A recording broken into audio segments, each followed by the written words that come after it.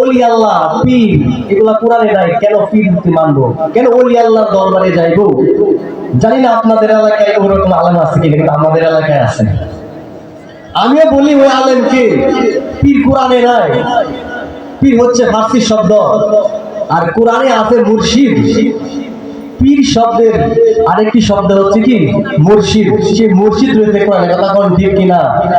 আলের দিল বানানোর দিন শেষ, এটা হচ্ছে কি ওলি আল্লাহর বাংলাদেশ, কথা কোন ঠিক কিনা? এটা হচ্ছে বাবা শাহজালালের বাংলাদেশ, কথা কোন ঠিক কিনা? আমরা কি বলে গেলাম শাহজালালের নাম, আমরা কি বলে গেলাম শাহপরানের নাম। আমার সাথে বলে, হ্যাঁ, আমরা কি বলে গেলাম শাহজালালের নাম, আমরা কি বলে গেলাম শাহপরানের নাম। গৌর গোবিন্দ পালিয়ে গেল, বল না, গৌর গোবিন্দ পালিয়ে গেল শুনে যাবার নাম।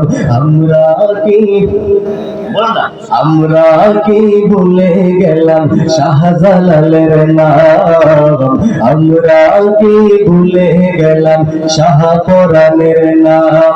আমাদের পিছনে বাবার একটু সামনে আসেন, সামনে আসেন প্লিজ, আপনাদের পায়ে ধরি। আমরা কি ভুলে গেলাম শাহজালালের নাম, আমরা কি ভুলে গেলাম শাহজালালের নাম, আমরা কি ভুলে গেলাম শাহপরানের নাম। গৌর গোবিন্দ, গৌর গোবিন্দ বলে গেল শুনে যাহার নাম, আমরা কি ভুলে গেলাম শাহজালালের নাম, আমরা কি ভুলে গেলাম শাহপরানের নাম, কথা কোন ঠিক কিনা? হযরত শাহজালাল কেমন আল্লাহ বলেছিলেন যে শাহজালাল রাহমাতুল্লাহ আলাইহির স্মরণে আজকের এই উরুস মুবারক, যে হযরত শাহজালাল শাহপরান বাবার স্মরণে 360 জন ওলির স্মরণে আজকের এই মাহফিল, তারা কেমন ছিলেন আসলে একটু ইতিহাস সম্পর্কে আমরা জেনে নেই।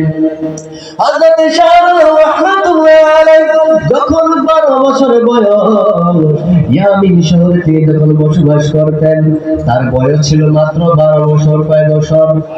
12 বছর যখন বয়স, তিনি স্বপ্ন দেখলেন 12 বর্ষে হিন্দুস্তানে তিনি ইসলাম প্রচার করতেন। বলো সুবহানাল্লাহ। তিনি স্বপ্ন দেখতে লাগলেন 12 বছরের মধ্যে ইসলাম প্রচার করলেন। তিনি স্বপ্ন দেখতে লাগলেন ভারত উপমহাদেশের মধ্যে তিনি ইসলাম প্রচার করতেছেন। এই স্বপ্নের কথা তার মামার কাছে সে বলল, মামা, আমি তো স্বপ্ন দেখলাম ভারত উপমহাদেশের মধ্যে আমি ইসলাম প্রচার করতেছি। তখন এই স্বপ্নটা মামার কাছে যখন বলল, মামা এই স্বপ্নের ব্যাখ্যা করলো, এই স্বপ্ন নিয়ে একটু গবেষণা করলো। বলতে, হ্যাঁ বাগিনা, তুমি যে স্বপ্ন যখন দেখেছো ভারত উপমহাদেশের মধ্যে ইসলাম প্রচার করবে, আমিও চাই তুমি ওই ভারত উপমহাদেশের মধ্যে ইসলাম প্রচার করো। এই নাও, তোমাকে 2 মুষ্টি মাটি দিলাম, ওই মাটি নিয়ে যাও। এই মাটি যে মাটির সাথে মিশে যাবে, এই মাটি যে মাটির সাথে সাথে মিশবে, ওইখানে তুমি গিয়ে আস্তানা গঠন করো। চিল্লায় এখন আল্লাহু আকবার। তখন হযরত শাহজালাল রাহমাতুল্লাহ আলাইহি মামা যখন বাগিনাকে ভারত উপমহাদেশের মধ্যে পাঠাবে ইসলাম প্রচার করার জন্য, স্বপ্নে দেখছে, মামাকে বলছে মামা বাগিনাকে পাঠাবে উপমহাদেশের মধ্যে ইসলাম কায়েম করার জন্য, প্রচার করার জন্য। এখন মামা একটু টেস্ট করার জন্য বাগিনাকে বলতেছে, দেখতেছে বাগিনার কতটুকু কামালিয়াত, কতটুকু বুজুর্গ কায়েম করছে, কতটুকু অর্জন করছে, তা পরীক্ষা করার জন্য বলতেছে, বাগিনা, ওই যে দেখতেছো জঙ্গল, ওই জঙ্গলের মধ্যে তুমি একটু যাও, একটু সামনে মনোযোগ দিয়ে দাঁড়ান, দেখেন প্রেমের খেলা, গভীর খেলা, কতটুকু সুন্দর খেলা হয়। তখন মামা বাগিনাকে জঙ্গলের মধ্যে পাঠাইলো। যখন হযরত শাহজালাল রাহমাতুল্লাহ আলাইহি যুবক মানুষ ওই জঙ্গলের মধ্যে যখন তিনি অবস্থান করলেন, জঙ্গলের মধ্যে যখন অবস্থান করলো, জঙ্গলের মধ্য থেকে একটা হরিণী কাঁদতে কাঁদতে হুজুর পাক হযরত শাহজালাল রাহমাতুল্লাহ আলাইহির সামনে এসে হাজির হয়ে গেল।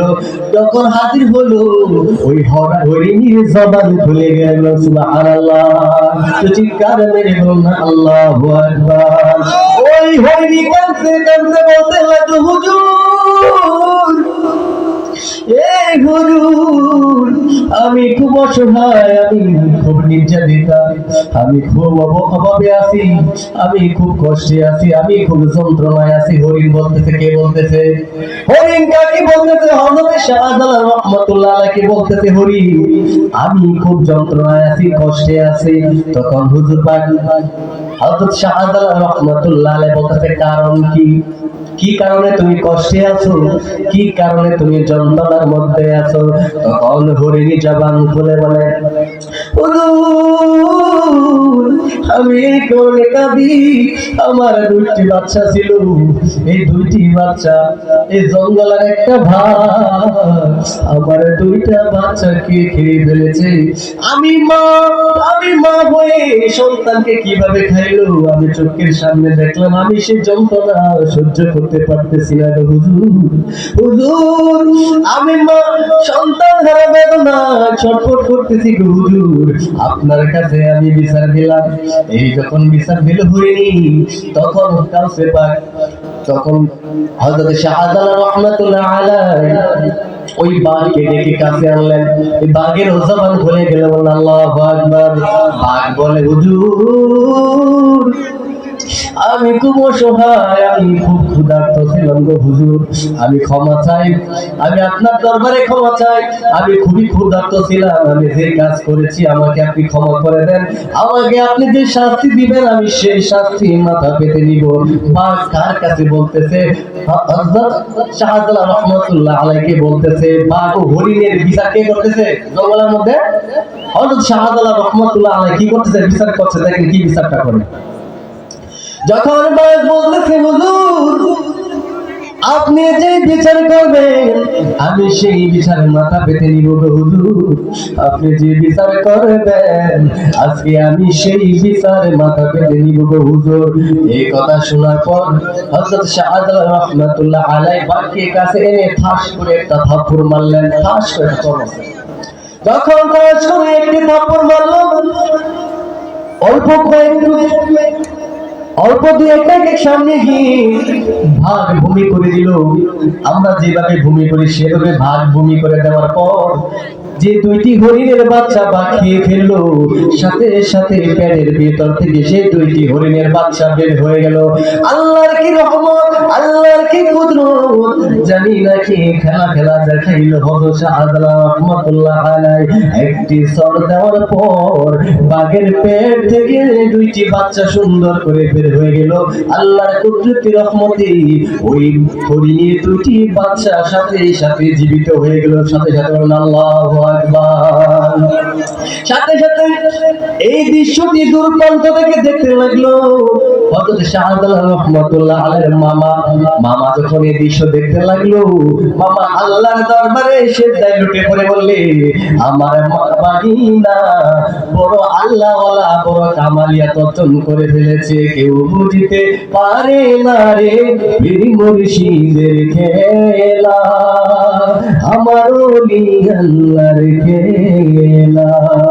না, কেউ বুঝিতে পারে না রে পীর মুর্শিদের খেলা, আমার ওলি আল্লাহর খেলা। জোর করিয়া বুঝতে গেলে তার ডোটে মরম জ্বালা, রে জোর করিয়া বুঝতে গেলে তার ডোটে মরম জ্বালা, কেউ বুঝতে পারে না রে ওলি আল্লাহর খেলা, আমার বাসাহ জালালের খেলা, কেউ বুঝতে পারে না রে ওলি আল্লাহর খেলা, আমার আজলি বাবার খেলা। কথা কম ঠিক না?